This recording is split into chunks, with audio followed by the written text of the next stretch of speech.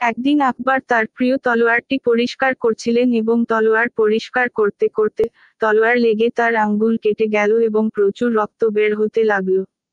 সেই সময় মহারাজের প্রিয় বীরবলও সেখানে ছিল।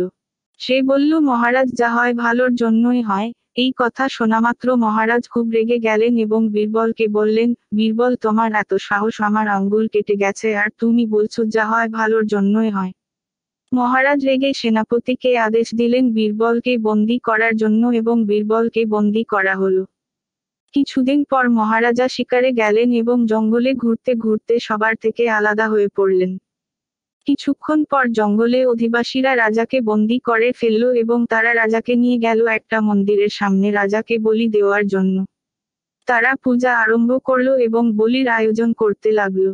হঠাৎ আদিবাসীদের মধ্যে একজন দেখতে পেল রাজার একটা আঙ্গুল কাটা আর তাদের নিয়ম অনুযায়ী কোন অসম্পূর্ণ মানুষের বলি দেয়া যায় না। তাই তারা রাজাকে ছেড়ে দিল। তখন রাজার বীরবলের কথা মনে পড়ল। তিনি নিজের রাজ্যে ফিরে গিয়ে দ্রুত বীরবলের কাছে গেলেন এবং বীরবলকে সব ঘটনা খুলে বললেন। সব শোনার পর বীরবল বলল, আমি তো আগেই বলেছিলাম মহারাজ, যা হয় ভালোর জন্যই হয়। মহারাজ এবার বললেন, আচ্ছা, সে না হয় বুঝলাম, আমার সঙ্গে ভালো হয়েছে, কিন্তু তোমার সঙ্গে কি ভালো হয়েছে শুনি। তখন বীরবল হেসে বলল, আমার সঙ্গে তো আরো ভালো হয়েছে মহারাজ। মহারাজ এবার একটু অবাক হয়ে বললেন, কিভাবে?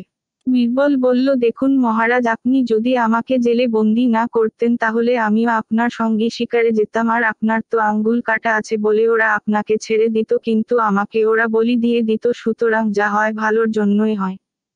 আমাদের জীবনেও মাঝে মাঝে এমন খারাপ কিছু হয় যার জন্য মনে হয় আমার সঙ্গে এত খারাপ কি করে হতে পারে।